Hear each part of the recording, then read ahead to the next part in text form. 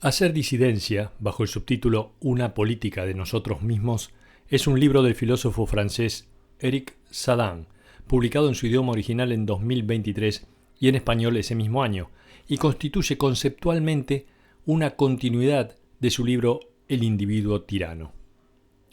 Somos los humanos más viejos, dice Sadan, pero todo indica que hemos aprendido muy poco de lo sucedido en los últimos 50 años.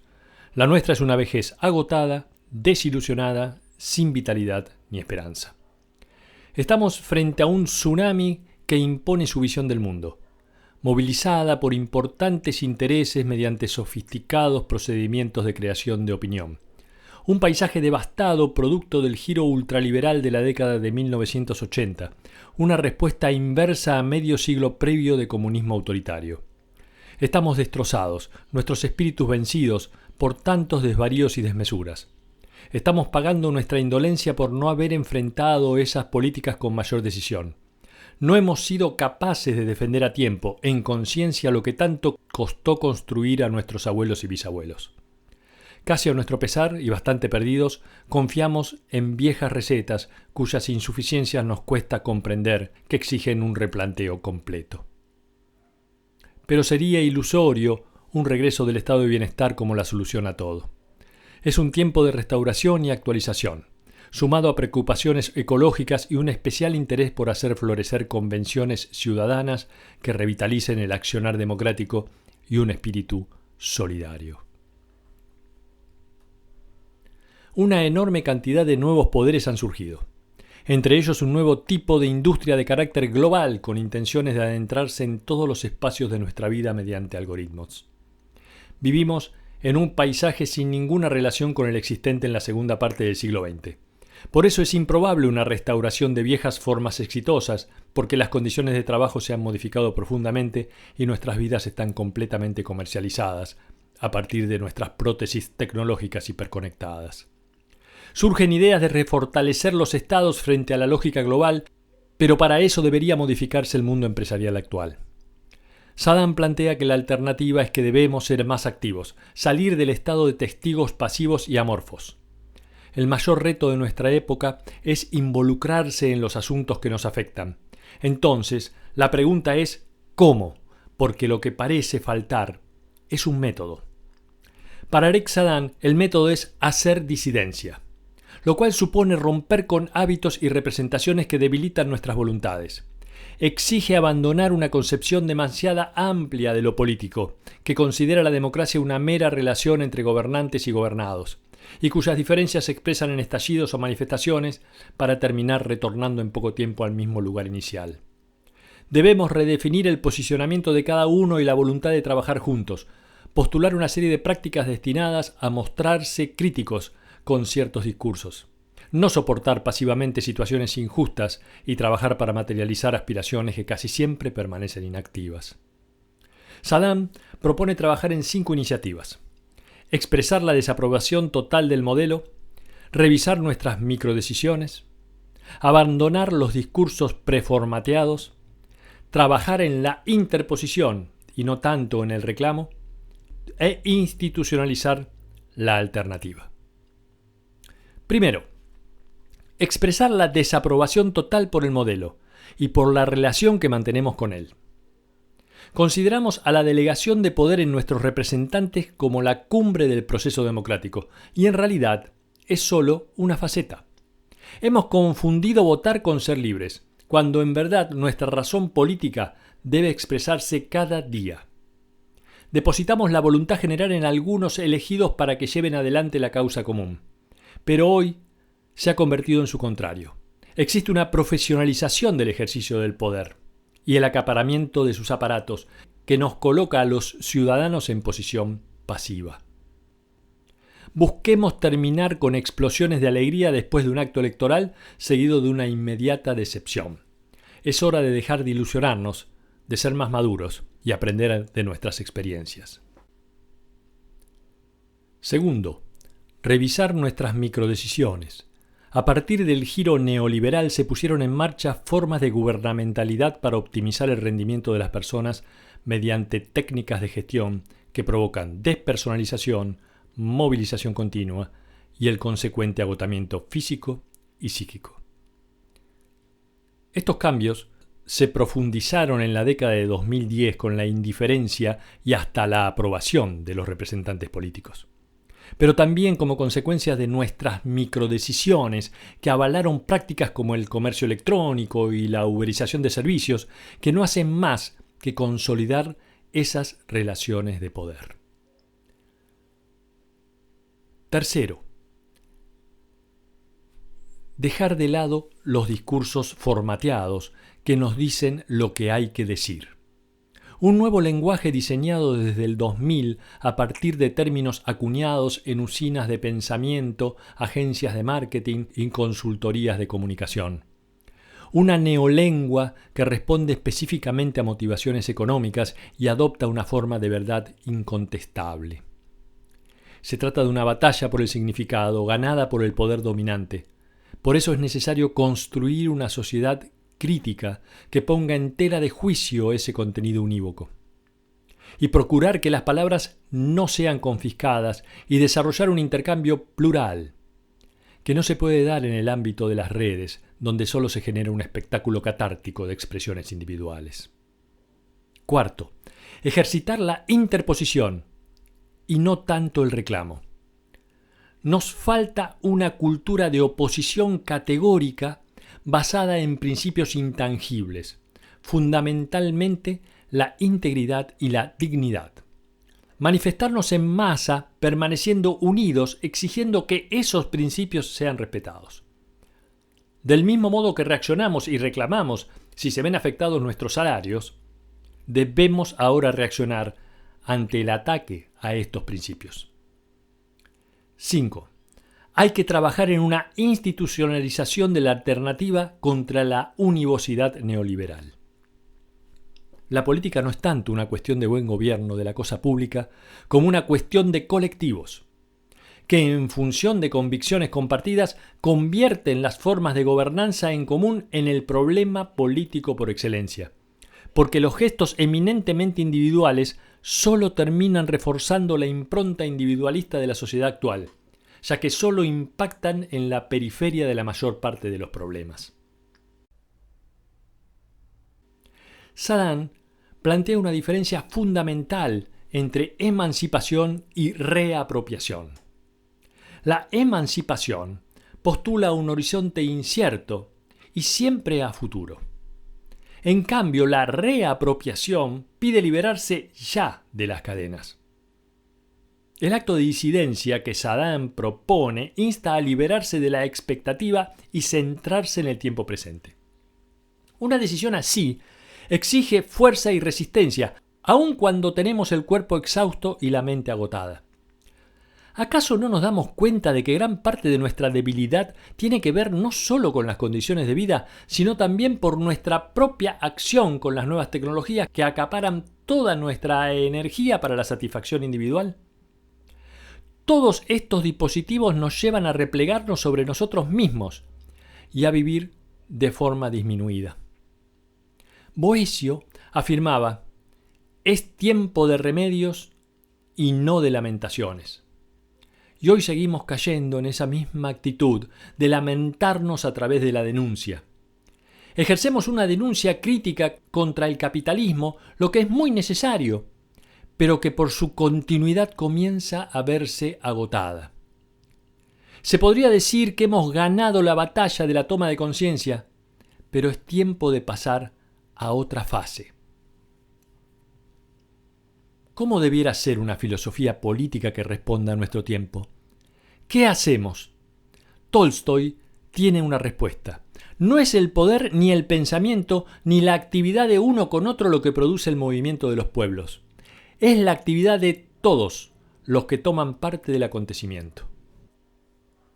A principios de los 80 nació el benchmarking, que consiste en observar las fortalezas de tu competencia con el objetivo de mejorar, generando protocolos internos de trabajo que incluyen innovación, organización, fidelización de clientes, etc.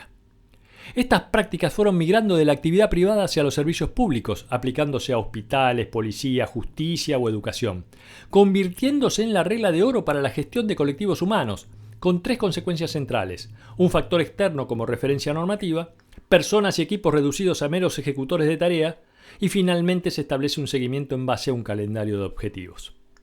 Este nuevo espíritu de gerencia convierte en engranajes impersonales a los trabajadores, produciendo una separación entre las personas sin importar las jerarquías, aislándonos en burbujas individuales en medio de colectivos humanos. También se banaliza el dogma de intercambiabilidad de las personas, porque en teoría dentro del proceso cualquiera equivale a cualquiera, quedando cada trabajador reducido a un ser sin cualidad. Y esto se hace bajo la apariencia de un entorno falsamente creativo que impulsa a expresar el propio talento, formando parte de una inteligencia colectiva mediante trabajo colaborativo.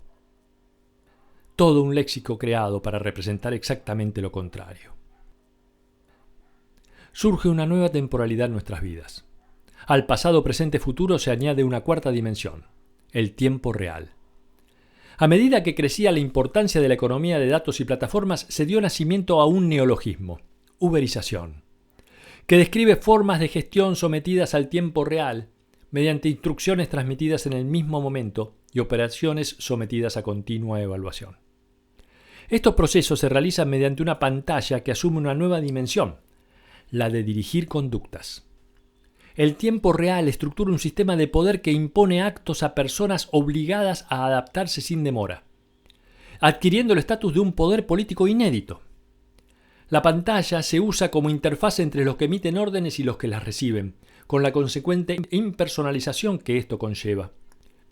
Todos los mensajes están automatizados como resultados de algoritmos que impulsan la realización de trabajos según criterios que no admiten interpretación. Se va generando una negación de la singularidad y de la integridad de las personas, dando una sensación de desorientación, de invisibilidad y tristeza.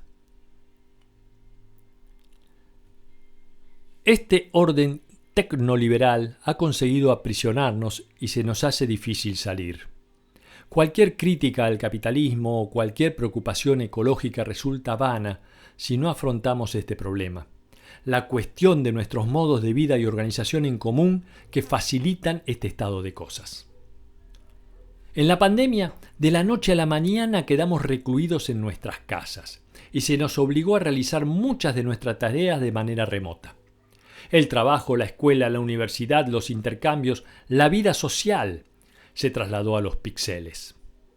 De todos modos, sentimos una perturbadora sensación de familiaridad con lo que sucedía, al constatar que ese estallido no hacía más que plasmar una forma de vida ya habitual de aislamiento, incluso en compañía. Se llevaron a cabo gran cantidad de actividades que no parecían razonables realizar a distancia, como consultas médicas, reuniones de administración, congresos, cumbres de jefes de Estado, generándose una naturalización de este comportamiento, como si en adelante fuera normal realizar todas estas tareas en línea sin presencia física.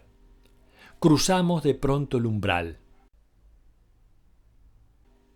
Se puso en marcha un cambio que parece irrefrenable, un brusco borrado de los cuerpos y una mediatización técnica entre los individuos. Al mismo tiempo, las lógicas económicas aprovecharon esta situación para acelerar el estado de desconfianza entre nosotros y un proceso de aislamiento colectivo. En ese proceso se redefinió el mapa social en tres grandes categorías. La clase premium, compuesta por altos ejecutivos, algunas profesiones liberales, independientes de gama alta con actividades adaptables al teletrabajo, huyendo de las grandes ciudades en busca de una mejor calidad de vida. Personas que trabajan detrás de una pantalla frente a un ventanal.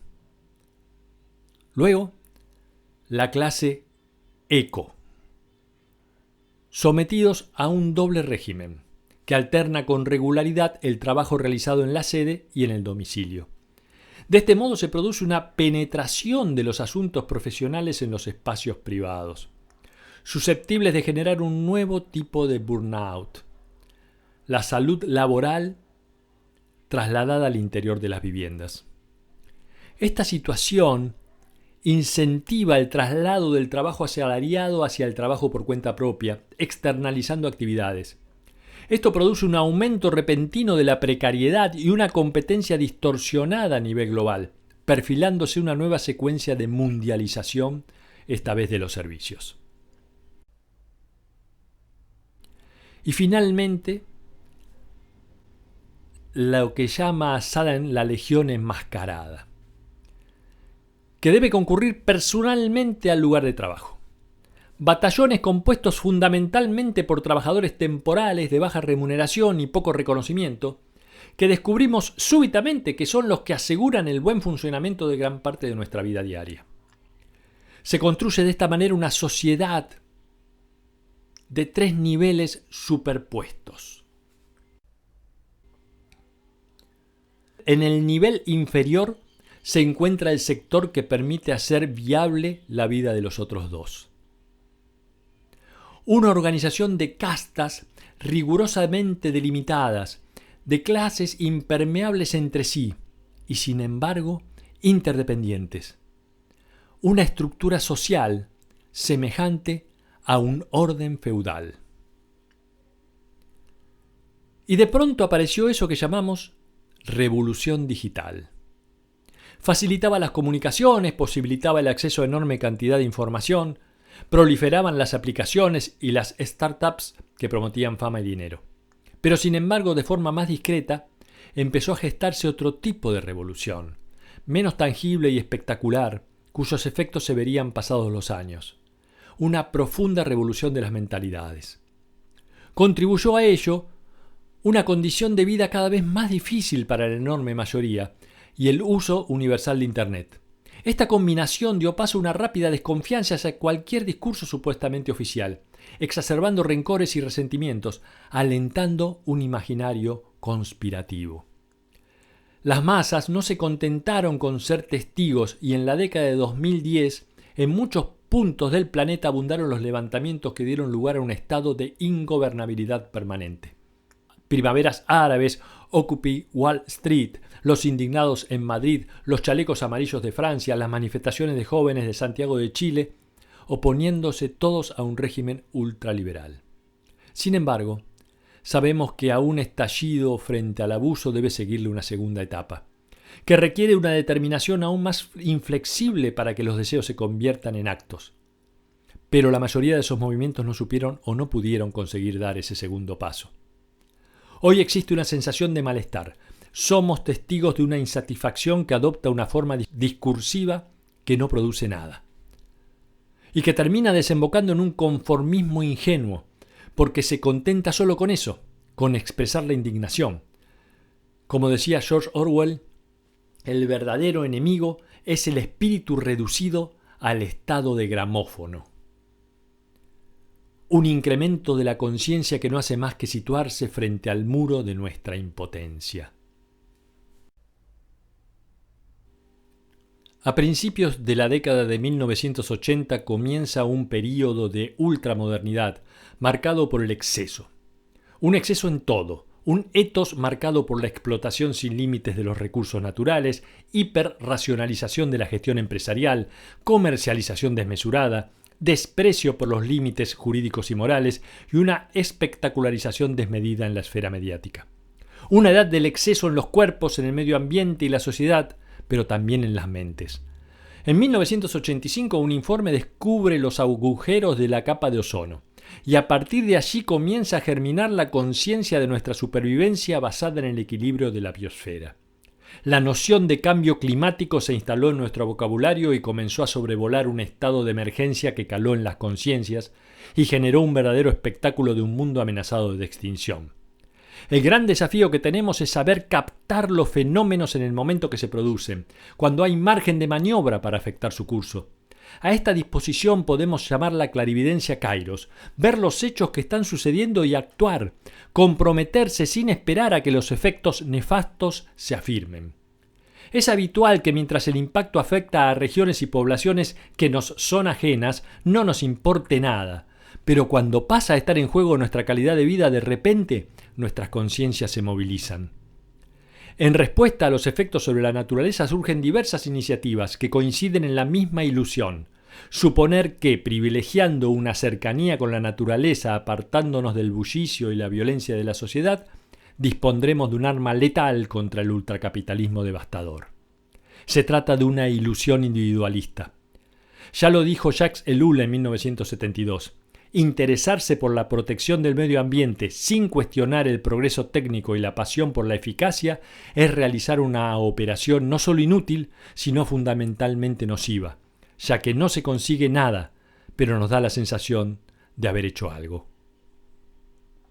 La globalización generaba asimetrías sin precedentes entre los continentes y comenzaron a gestarse enorme cantidad de reflexiones y libros críticos al capitalismo, además de coloquios y encuentros, e incluso dando forma a verdaderos gurúes como Noam Chomsky, Naomi Klein, Alain Badiou, Tony Negri, Giorgio Agamben, Slavoj Žižek, David Graeber y Mark Fisher. Al final de esta secuencia de las primeras 2 décadas del siglo XXI es inevitable tener la impresión de que se ha gestado un mecanismo que acaba autoalimentándose sin ningún horizonte.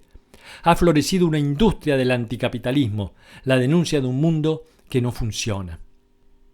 Hoy se observan claramente 2 razones para este fracaso. Por un lado, una mirada vertical que se contrapone con la necesidad de la implicancia común. Y por otro, una visión binaria que plantea una única dicotomía entre dominantes y dominados que nos da la sensación de que todos los males desaparecerán cuando la dicotomía sea abolida. Hay que hacer crítica de la crítica, dice Saden. Es el momento de iniciar otra secuencia, acabar con las formas negativas del régimen especulativo para centrarse en la elaboración de gestos concretos capaces de defender los principios que nos animan. De lo contrario, nos movemos en un medio conocido que solo conduce a ratificar las propias creencias y la vana satisfacción de estarle al lado casto del mapa del poder. En este siglo XXI, el papel del intelectual no debiera ser tanto instruir a las masas como comprender los procesos que se están gestando y dar la alerta con argumentos y conciencia. Como decía Walter Benjamin, percibir exactamente lo que está ocurriendo en el mismo instante en que ocurre es más decisivo que conocer el futuro lejano por adelantado. Recién avanzada la década de 2010, se hizo presente una corriente crítica sobre la industria digital. Las grandes corporaciones, sus evasiones impositivas, las lógicas de innovación que amenazaban a muchas profesiones o el saqueo de datos personales. Pero ya es tarde. Este tipo de comportamiento se llama histéresis, que es el principio por el cual una causa produce un efecto retardado en el tiempo cuando las coordenadas iniciales que lo produjeron ya casi han desaparecido.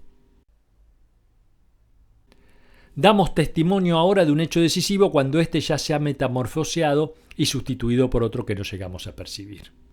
Es lo que pasa con Shoshana Zuboff y su teoría de capitalismo de vigilancia, ya que a diferencia de la creencia popular ya no es la vigilancia digital generalizada el problema, sino un modelo técnico-económico que pretende dirigir los comportamientos en buena parte con nuestro consentimiento a fin de instaurar la completa mercantilización de nuestras vidas.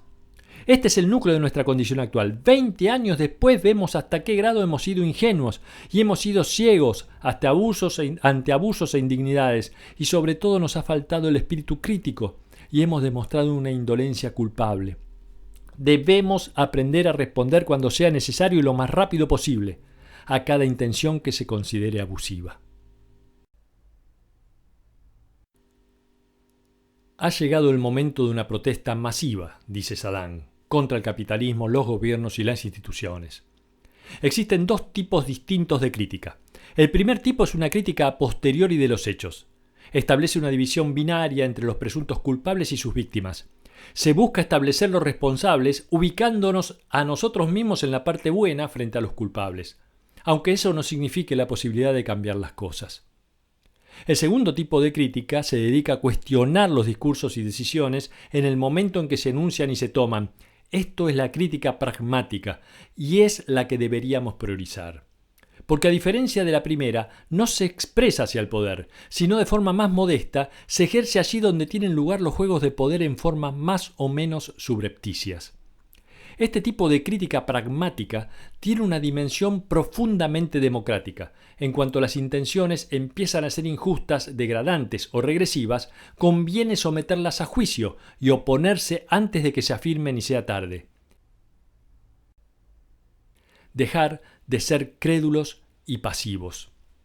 Debería activarse la dinámica del testimonio, que actúa como revelador y revelación, y como factor político al poner en conocimiento hechos generalmente ignorados.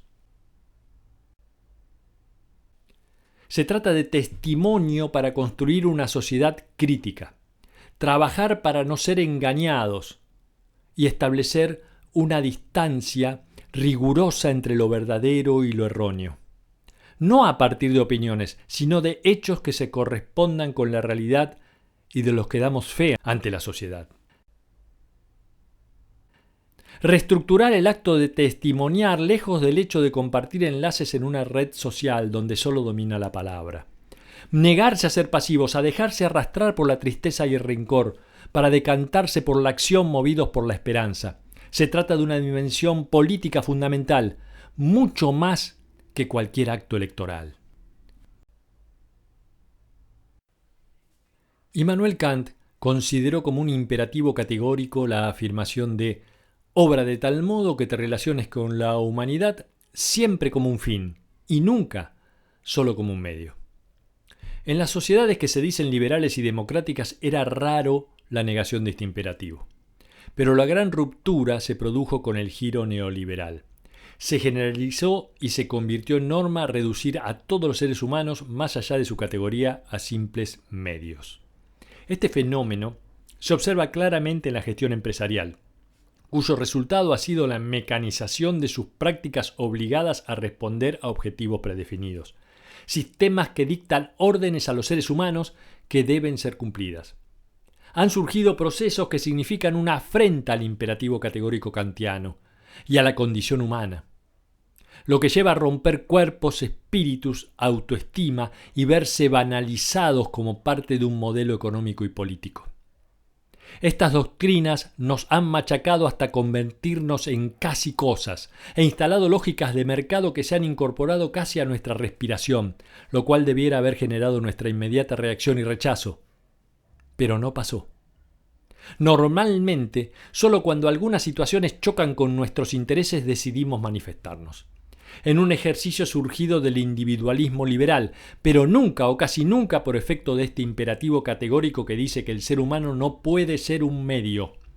Y debemos reflexionar sobre estas lógicas arraigadas en nuestras vidas, que no parece haber movimiento ocasional que pueda detenerlas.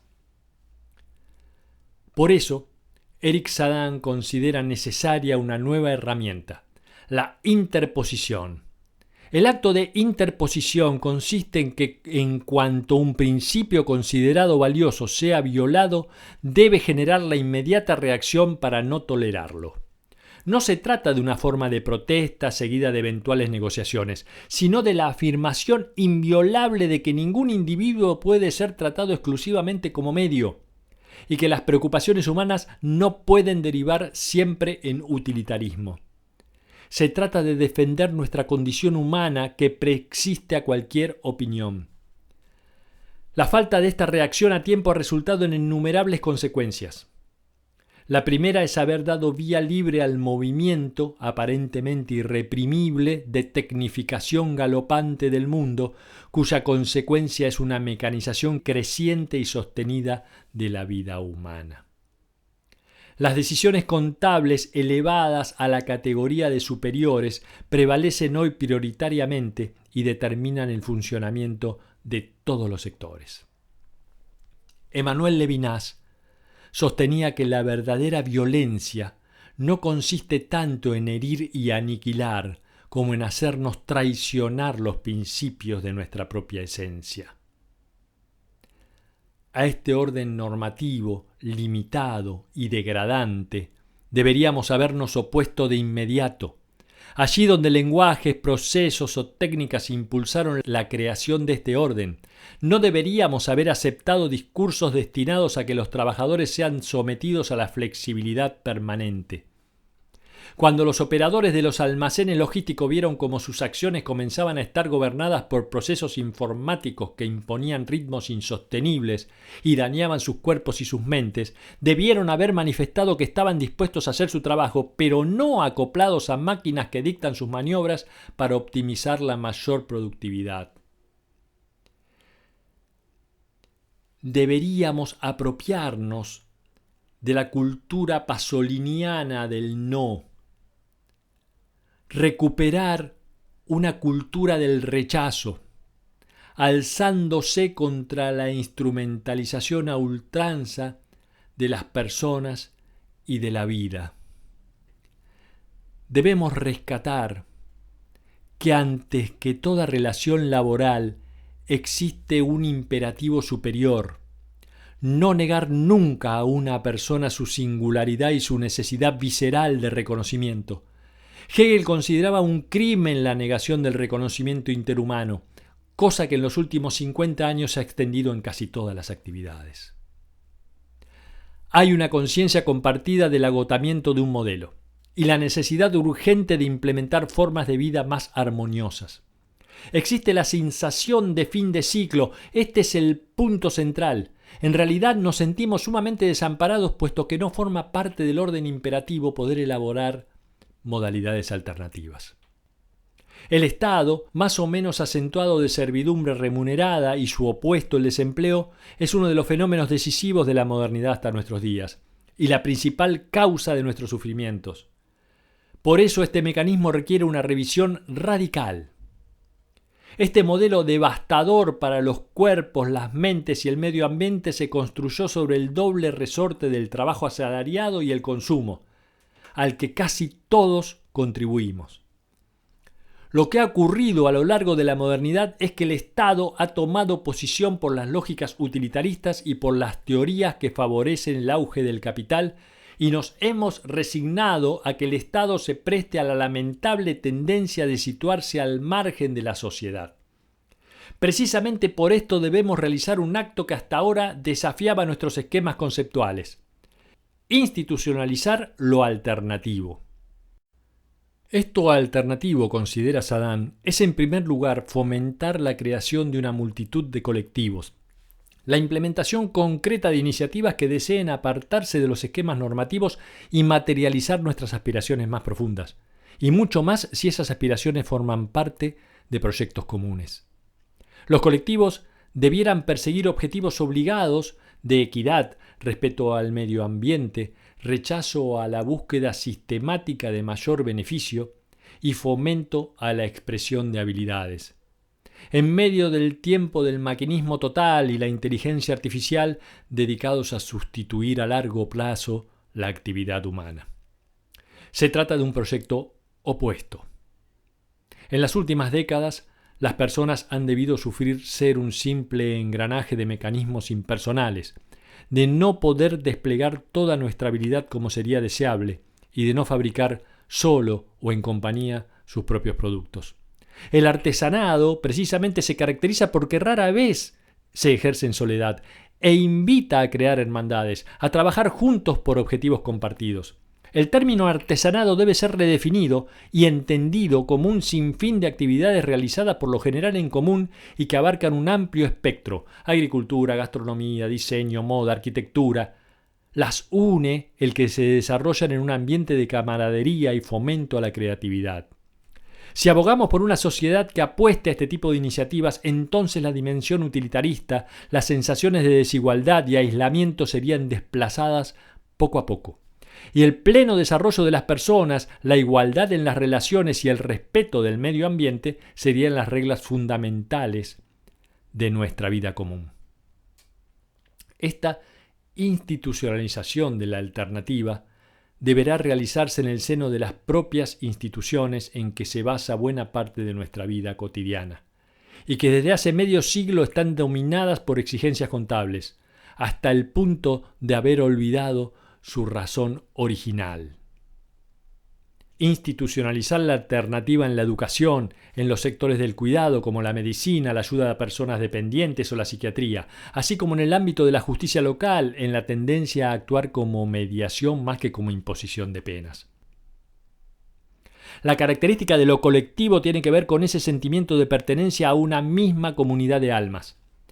Para que este ethos pueda desplegarse se necesitan reglas comunes de gobernanza, porque ninguna sociedad puede funcionar sin un registro de preceptos y normas.